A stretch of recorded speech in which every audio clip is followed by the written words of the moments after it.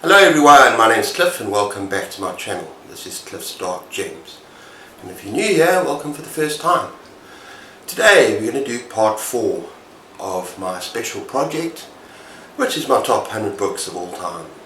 And yeah, from today we're going to be doing number 70 to number 61. Stay tuned.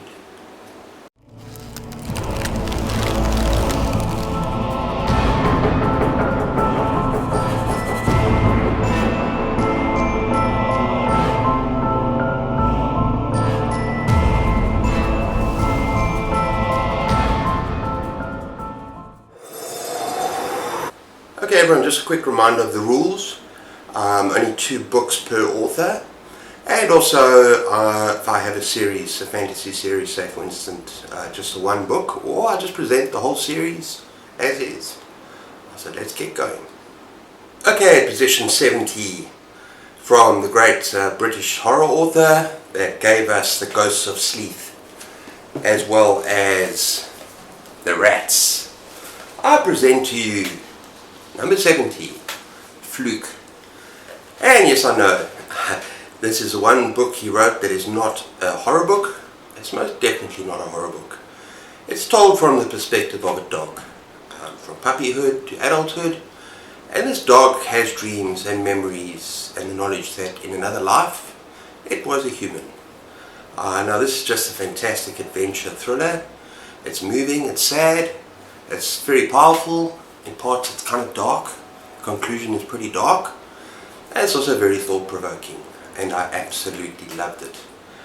And you kind of nose to the ground, ears to the ground, eyes to the ground, so totally from the perspective the narrator is this particular dog, and you can see this dog is more intelligent and aware than other dogs around him. And yeah, just a fantastic story. I really loved it. And even if you're not an animal lover, but if you are an animal lover and a dog lover like I am, then it's an absolute bonus. But yeah, that is James Herbert, Fluke. Okay, next up, something completely different at 69, and that is Brave New World by Aldous Huxley. Now this was a very thought-provoking read.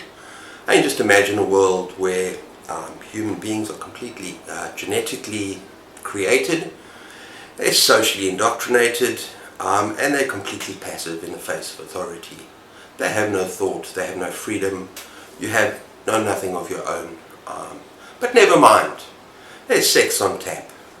Orgies are actually encouraged, and if you get unhappy, there's a drug called Soma that will make you happy again, like a mind-numbing drug.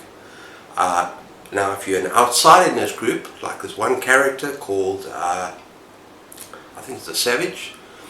And yeah, how would you behave in a world like this, where there's no love, there's no religion, there's no feelings of spirituality or anything else, and everyone belongs to everyone else. And as I said, orgies are encouraged, and sex is encouraged, and pleasure is encouraged, but there's authority and then there's you.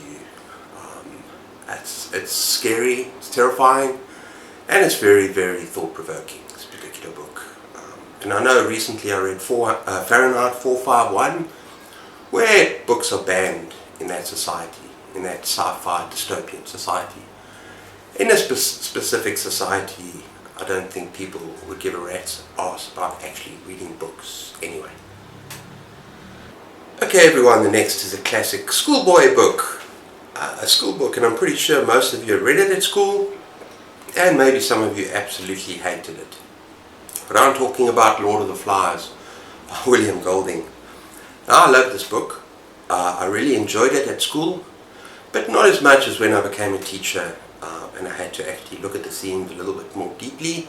I had to discuss the book with my students, and it is a very powerful, very chilling novel. It can be interpreted in many different ways, and it's about these boys, and their plane is shot down basically during World War II, which is kind of important in the context of things. And it's these British schoolboys on this island. And at first they have fun. What the hell, let's play. They've got the island to themselves. But then they decide, no, they better get some order, and they try to start a society. What could possibly go wrong with that? And I'm sure you all know the story, but yeah, it is very chilling. A lot of people found it kind of boring. I really loved it. There's fascinating things about the nature of evil and the evil in man's heart and all these kind of things that you can talk about time and time again. So yeah, that is William Golding's Lord of the Flies. Okay everyone, when you think of Roald Dahl, what do you think of? Immediately think of children's stories such as the BFG and Danny the Champion of the World and Charlie and the Chocolate Factory. That's what he's known for. He's not known for writing adult stories, is he? Well, I give you Tales of the Unexpected. Now, these are heavily underrated in my opinion, and they're short stories, and they are for adults, not children.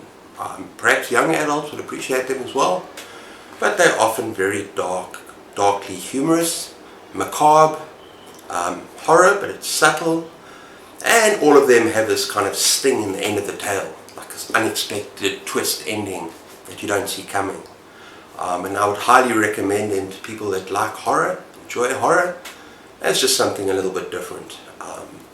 I think someone on Goodreads described them as kind of the Twilight Zone, but without science fiction, and I think that's kind of pretty appropriate. But it is very weird, some of these stories, and they're very strange, but yeah, I think you might enjoy them. That's Roald Dahl. And this is basically a collection of Tales of the Unexpected and more Tales of the Unexpected. And I'm not going to go through favourites right now because there's too many of them. So yeah, that's Roald Dahl. Oh yes, and if you want to appreciate more of Roald Dahl's adult stories, pick up his autobiographies, That Boy, about his life as a child, his boarding school, and also going solo, because I think he was a fighter pilot in the war. Can't remember the story properly, but yeah, do yourselves a favour. If you enjoy these, pick up those as well. Okay, next up we got The Call of the Wild by Jack London. Now, Jack London was a gold prospector. He's talking about his experiences in the north of Canada as a gold prospector. That sort of drove the story a bit, and also his feelings about nature and survival. And now this is a story that I need to give trigger warnings. Although it's sort of marketed as a boy's adventure story, a thriller with a dog, there are brutal instances of animal torture and animal violence. Animal against animal, and Layla didn't like that. Animal against animal as well as human against animal. So just be warned, this is not for everyone. But it's basically about this dog called Buck. And this dog is snatched away from its owner and sold into basically, I wouldn't call it slavery, but ends up pulling sleds and going from one owner to another, getting horrifically abused until he finds a kind owner. And just as the story evolves with this dog, and it's also from the dog's point of view, surprise, surprise, it's about a dog and its owners and the relationship between different types of owners and different types of dogs, and how the dog evolves and becomes kind of savage and has to become savage in order to survive. I really enjoyed it. It's thrilling, it's an adventure, but as I say, it's most definitely not for everyone. And I also enjoyed White Fang, but not as much, and it's kind of a flip side of the story. It's about a half wolf, half dog. But yeah, that is Call of the Wild by Jack London. Okay, next up we have a story that will probably be placed a lot higher on some people's lists. Yeah, and that is Exorcist by William Peter Blatty.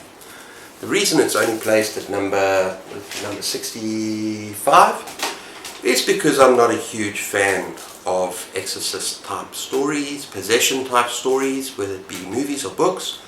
But I'll make an exception with this one because it is truly terrifying and it's iconic. It basically tells a story of 12-year-old Reagan, who is possessed by an evil spirit, and there are two priests that have to go in and exorcise the spirit and save her soul. And it's a battle between good and evil that ensues. And yeah, it is pretty terrifying. I think the movie is more graphically disturbing, but there are scenes in this book that will creep you out as well. And what I enjoy about this book, as most books compared to movies, is just the background detail, and that the characters, there's more of a backstory to the characters. And I also really enjoy this real thing about good versus evil, and the nature of evil, and this priest having this conversation with this evil spirit, with this demon. There's all sorts of things to like about this book. But as I say, it's not high on my list, because I'm not a fan of these kind of stories. But for this, I'll make an exception. Okay, in 64th position we have Anne Rice's Vampire Chronicles. Now, I'm only going to talk about Interview with a Vampire, and this could be higher on my list, possibly should be, but for me there were some ebbs and flows in this particular trilogy. Some parts were better than others, but yeah, it's still a fantastic trilogy. Let me just talk about it very briefly. It's Louis, his vampire, and he's telling his story. He's a 200-year-old vampire, and he's telling his story from when he was mortal to when he became immortal, and his life as a vampire. Now this is a thrilling story. Anne Rice is a brilliant storyteller. It takes you all through all sorts of wonderful settings, very colourful settings, New Orleans and Paris, and they really come to life. The writing, the prose is absolutely gorgeous, it's exquisite, and yeah, it's beautiful. And the characters themselves, the vampires. There's three main characters. You've got Lestat, who is a vicious, blood-sucking, bloodthirsty monster. And you've got this kind of tragic character who's a vampire trapped in a girl's body, Claudia. Kind of sad and twisted and a little bit awkward at times. And then you've got Louis, a kind of reluctant vampire. He spends the first part of his life as a vampire, as an immortal, feeding on rats because he doesn't want to feed on humans. And to be honest, at times he's a bit of a whinger. But yeah, it's a very colourful book. It's a very vibrant book, and it's a brilliant story. There's some incredible scenes that'll break your heart, that'll thrill you, and yeah, very powerful and excellent reading. I'm not sure if the first one is my favourite. I think I like the second one more, where it focuses on Lestat, the vampire. But yeah, after the first trilogy, the stories go downhill a little bit in my opinion, but this particular trilogy is iconic. And is absolutely essential if you love vampire literature. And don't expect Twilight people. These are vicious, blood-sucking monsters, even though they can think and philosophize. Okay, in 63rd position, I'm going to present a fantasy trilogy that was an essential part of my teenage years, even more so than perhaps Narnia. And unlike Narnia, which I would never reread, I would reread these, and that is the Dragonlance series. Now, I'm very irritated, in fact I'm kind of pissed off, that this is a trilogy, and I've got part 2 and part 3 here, and it seems like I've lost part 1 in transit, like so many of my other books. And in fact, I had a gorgeous edition with all 3 in 1, and I no longer own that. But let's just talk very briefly about this series. It's based on Dungeons and Dragons. It's inspired by Dungeons and Dragons, and it's all the usual fantasy stuff. You've got adventure, you've got magic, you've got dragons, and you've got all sorts of stuff happening, brilliant storytelling. But the biggest thing about this series for me was the characters. It's absolutely unforgettable characters. And you've got your normal fantasy fare. You've got a dwarf called Flint, you've got a half-elf called Tannis, and you've got a Kender, which is almost like this hobbit-like creature, and I think it's called Taz. He's probably my favourite character in all of fiction, and he's kind of very mischievous and absent-minded, doesn't mean to do any harm, but if you've got valuables and you've got a Kender around, you might want to put them away. That's all I can say about that. And then you've got these two brothers. One is a magician, he's an awesome character, and the other one is like a warrior. And the other characters I can't think about, but this is memorable, wonderful adventure, and I'm going to reread it. Whether it's wise to do so or not, because this might be teenage fare, I don't know. It's definitely more adult than Narnia, which I'm not going to reread. So let's see how I feel on a reread. And that is the Dragonlance Chronicles. Okay, next up we have Perdido Street Station by China Mabel. Now, this has to be one of the most original, kind of totally unique stories I've ever read, and I reviewed it last year. And the weird thing is, I think at that time I only gave it 4 stars, but the more I think about it, the more it stays in my mind, and it's most definitely a 5-star read. It's a unique blend of horror, fantasy, science fiction, kind of urban steampunk, and all sorts of weird and wonderful things. And you got these incredible creatures, absolutely bizarre, incredible characters. It's just such a fun but very, very dark story. And the city itself is like a character within itself. It's just a dark and dangerous place. And now it's about this eccentric scientist, kind of a mad scientist kind of character, who tries to give back the gift of flight to this half man and half bird who's had its wings cut off. So it goes about trying to discover flight for this creature. And it's a mad adventure. And like I said, it's very dark. There's a lot of horror stuff that goes on in this book. And I would highly recommend it. And the writing is, yeah. You know what I'm going to do is I'm actually going to attach the review that I made for this last year. I'm going to do that, attach that at the end, and you can see for yourselves what I said about this book. So that is Perdido Street Station. Okay, I'm going to keep this next one kind of brief, and that is Just So Stories from Rudyard Kipling. Now these stories, these short stories, children's stories, were a staple part of my diet as a young child. I absolutely adored them. And you know that they are charming, they are inventive and interesting enough for adults to enjoy as well. With Rudyard Kipling's writing and his imagination, that's just absolutely phenomenal. And so yeah, I recommend giving it a try if you've never read them before. He's just got a writing style and a charm and a wit. It's very special.